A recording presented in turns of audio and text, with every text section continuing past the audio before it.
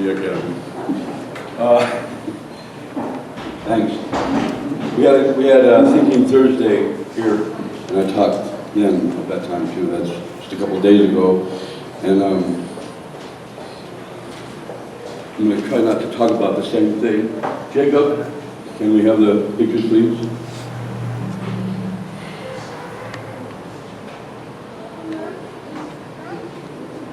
But I do need my Bible.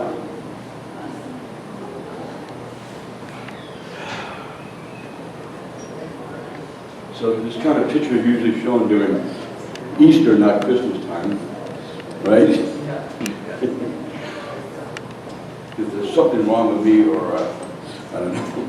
Anyway, the important thing in this is the pretty strong pictures, right? And one of them we've all seen many times on the left, but the other one, unchanging determination to return. So this is what I believe, this is what God has given me to say. God's central figures are different. God's central figures are different. People could not easily accept them. They are troublemakers. Even among God's central figures, like Abraham and Moses, the great prophets, and John the Baptist, Jesus was even more different. Jesus was even more a troublemaker. More different than anyone else, Jesus Christ. There was never anyone like him. The power to exude, to put forth the spiritual energy into the cloth, the shroud, it's called the Shroud of Turin, is truly amazing. But even more extraordinary was Jesus' energetic and from the deepest heart determination to return to earth. But even more extraordinary was Jesus' energetic and from the deepest heart determination to return to earth and finish his work. And to finish his work together with his wife. Jesus' determination to return is the most intense of all desires. He has kept that desire across the ages. He has kept that desire across the ages, like a man or a woman or a child who dreams and searches to find his family. Like the prophet Elijah, who ascended into the world of spirit on a fiery chariot, but who had it in his destiny to descend, to return to earth again, giving his spirit and power to someone on earth, or perhaps several central people around the earth to testify, to support, to sponsor the second advent of Christ. This song that we sometimes sing, Unchanging, has this kind of heart's determination.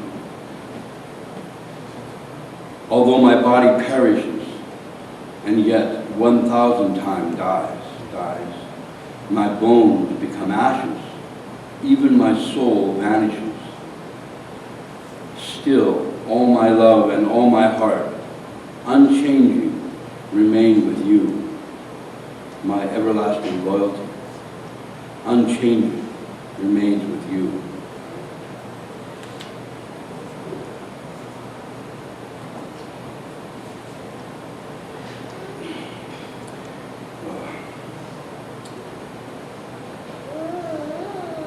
So I heard I think I heard a week or two ago, or I read a week or two ago, True Mother Moon say something about when Jesus died on the cross, or just before he died, or his point in time of crucifixion, or maybe in the Mount of Olives at Gethsemane when he's praying. Maybe he determined after God said there was no other way now, you have to go to the cross. He determined, that's when he determined to return. And I was thinking about this, I believe that. I believe that very much. And I believe that that determination has spanned through the ages. Many Christians have believed, and still many do, but not as much and not as strong, that the belief or the waiting for the second coming, the second advent of the Lord, it's become very complicated now in theological circles, all the various ways that they interpret that he will return, if they even think that anymore.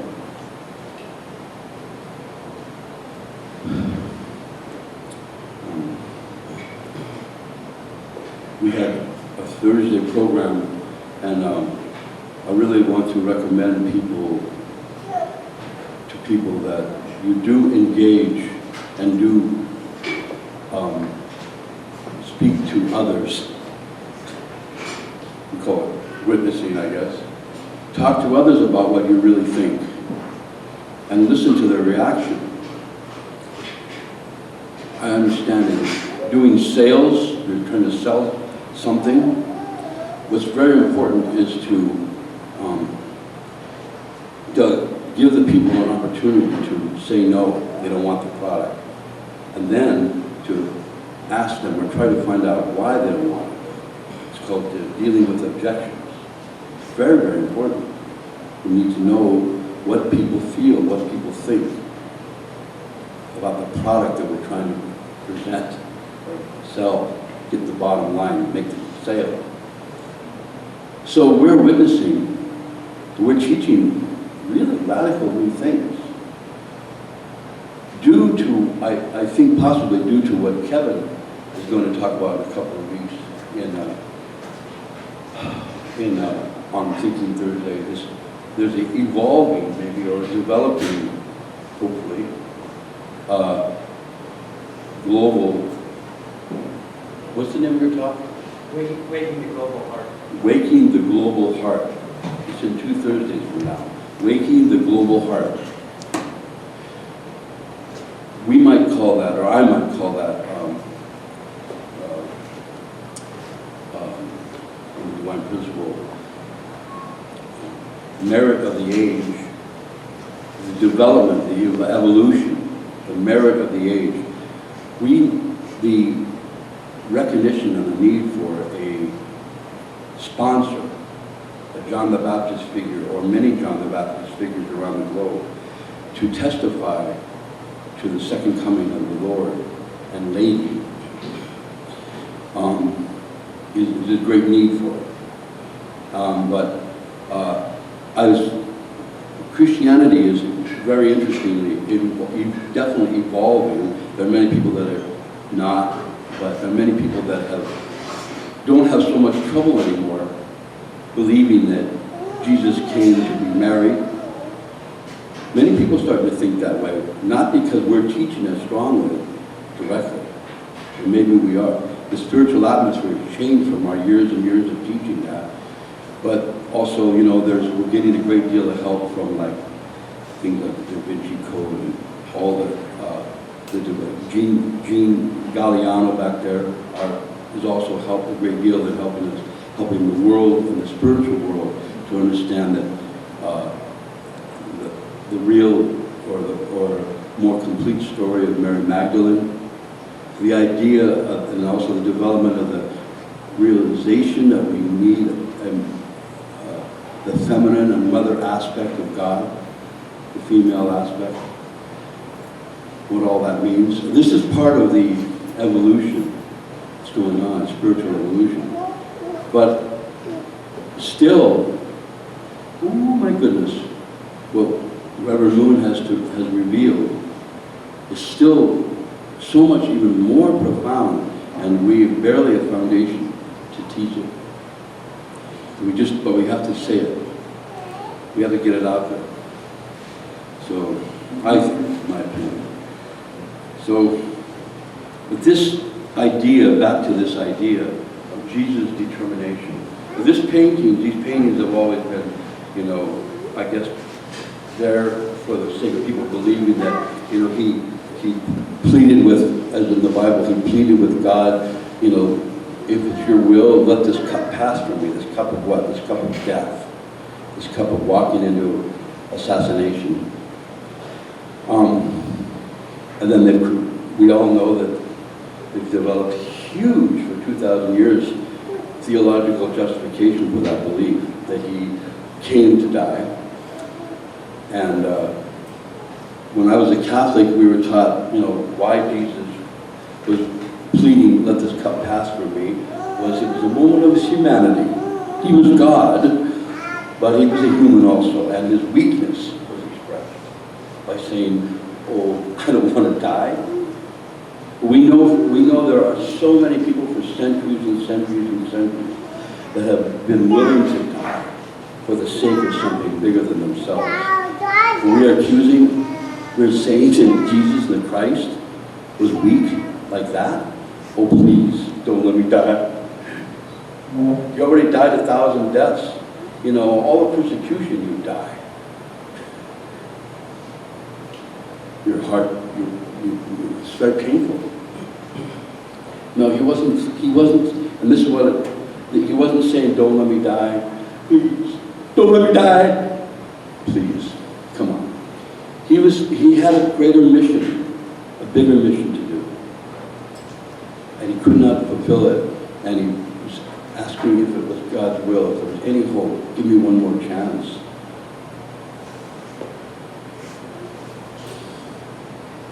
But I believe that from that point on, he determined to return.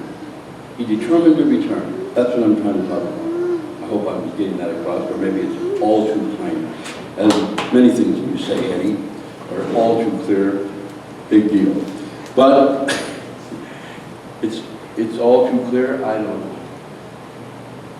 And then I'm thinking about our teaching about John the Baptist and the teaching of return and resurrection, which is really profound. But I've been studying, I gave a talk about Elijah. Elijah is this prophet, 1st and 2nd King. Yeah, we're having some Rastafarian music coming down here. That sounds pretty good, together with the Yama.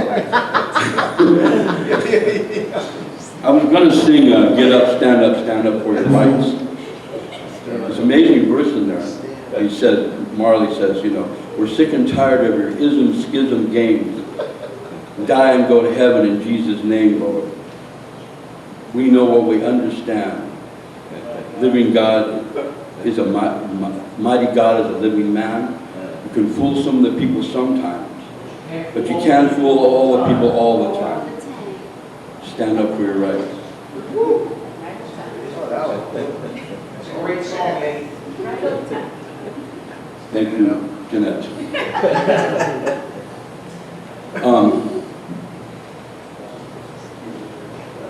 So that's part of the evolving evolution, if that's what Marley meant. Spiritual understanding. So Jesus. So I was talking about John the Baptist last Thursday. Okay, so John the Baptist is this character. He's in the book of 1st Kings and 2nd Kings. It's amazing. Now I should have showed a painting of him too. And there's millions of paintings of the prophet Elijah. He did miracles too, incredible miracles, almost equal to Jesus in many ways. And so did Moses, actually. Jesus' miracles is unfortunately what people think, he must be God that he did all those miracles. Well, there are people who do miracles. That wasn't what made him the Messiah. But anyway, Elijah, the story goes that he is one of the few people in the Bible who there's no record of him dying. The prophet Elijah. Him and the prophet Enoch ascended into heaven. And Elijah ascended in a fiery chariot. Well, I'm talking about this because he ascended into heaven, but from that day on, Judaism has taught that he will return. And that the Messiah, who they're waiting for, and many still waiting for, unfortunately, will come after Elijah. Elijah must come first, right? We teach that in the DP, right? Elijah must come first. So there's so much in the first two Gospels, Matthew and Mark, Luke and Mark, about first three chapters about, and we talked about this last week, or Thursday, about Elijah was John the Baptist, and he refused to take that responsibility and began to doubt, and therefore there's a big role in why Jesus was crucified. But Elijah has this also from the Old Testament days, his prophetic activity. He's determined to come back. He's supposed to come back. Everybody's waiting for him to come back, even until the New Testament era. He's prophesied he's going to come back from the book of Kings, and then the last book of the Old Testament, the book of Malachi, 2 times is referenced about Elijah returning before the Lord. In the Old Testament, the last book of the Old Testament, Malachi, right? Then there's 400 years that the Jewish people, the Israelites, believed and were waiting for him to come. It's not recorded because there's no other scriptures, holy scriptures, until the New Testament comes. Malachi, then 400 years later is the New Testament. And then the first 3 chapters of Matthew and Luke talking about Elijah. So that means they've had this in their hearts and minds. You know what I'm trying to say? They've had this in their minds that Elijah would come. Well, they're coming, they're waiting. He's waiting for them. They're waiting for him. They're thinking about him all the time. They're praying. The books called the Talmud, which is all Bible, which is all the rabbis' commentaries from the time of Malachi until the New Testament on, is the Talmud, which is a Jewish commentary. The rabbi said this about this, and the rabbi said that about what that rabbi said, and there's another commentary about what that rabbi said. That's what the Talmud is. It's commentary about all that stuff. And Elijah is in there too. There's so many testimonies about Elijah.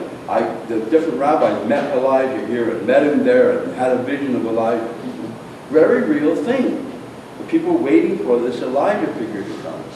And so all I'm talking about is that Elijah, people were waiting for him, but he also had the determination. Elijah, unchanging determination to return to the earth. And he did, not himself, but in the spirit and power of himself, John the Baptist. And that didn't work out either. So now we have he's still determined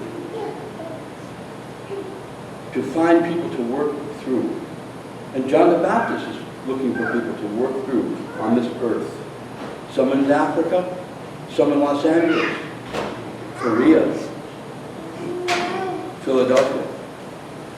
There's a John the Baptist figure for the second coming of the Lord. And Jesus had this determination, unchanging heart. So, I think I'm almost finished. I want to say something. I want to read from Isaiah. We always quote Isaiah when we're talking about Jesus' original mission. Isaiah 9, chapter 9, chapter 11, and chapter 60. But there are many other verses talking about when the Lord comes, prophesying about when the Messiah comes, what will happen, what's going to happen. It's very interesting. And in the time of Christmas, we get Christmas cards that talk about it too, because Jesus came. But, forgive me, but the prophecies have not been fulfilled. The prophecies of Isaiah 53 have been fulfilled. Man of sorrows, persecuted, suffered, and died for the sake of humankind. Those prophecies were fulfilled, weren't they? But as we teach, call it dual prophecies, God makes a prophecy, always made a prophecy, telling human beings what was going to happen. And he also told human beings what would happen if they didn't go the way of God. Starts with Adam and Eve. If you do this, you can eat any of the fruit of the garden, but you will die if you eat of this fruit, this particular fruit. And they did. Did they die physically? No. The Jehovah's Witnesses said, barely died physically. They only lived on the earth for 78 years or whatever. But when the kingdom comes, we're going to be in the flesh for only 144,000 of us, but we're going to be in the flesh on the earth forever. So they believe that the spirit wasn't just spiritual death, but physical death. But anyway, the prophecy was, obey, understand my heart, and you will live on the earth as my representatives, Adam and Eve, human, man and woman. Otherwise, it's trouble. So the dual prophecy also about Jesus, he'll either be crucified, rejected by the people and killed, or he'll be the Lord of glory and build what? Now, this one I'm going to read this. This is from Isaiah 11, chapter 11, or to chapter 9. We did this the other day. Chapter 9, Isaiah. So we get this in our Christmas cards. We get this talking about what God's original will for Jesus was. Now, if anybody tells me that this has been accomplished now, I'll listen. But I don't see it. For us a child is born. Yes. To us a son is given, and the government will be on his shoulders. And he will be called Wonderful Counselor, Mighty God, Everlasting Father, Prince of Peace. Of the greatness of his government and peace there will be no end. He will reign on David's throne, and over his kingdom, establishing and upholding with justice and righteousness from that time on and forever. The zeal of the Lord Almighty will accomplish this. So then, anyway, this was Jesus' determination. To come back, to fulfill this. Not he himself, but in the spirit and power of Jesus in another human being. Unless you want to believe in reincarnation, which at this point is not a problem for me, but is in somebody else's personage. Okay? Our revelation, is it's not just him coming back, but the lost or missing Eve, Mother Eve. Okay? They will return. It's biological. Men are not enough. Impossible. Anyway, that's all I want to say. This is not a painting of Jesus' grief only that he was not able to accomplish. This is, in my opinion, is a painting of his determination, spanning the centuries, thousands of years, to return. Unchanging determination to return. Okay, thank you.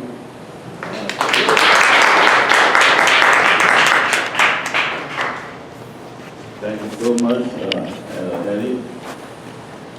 It's a beautiful and inspiring message, very deep.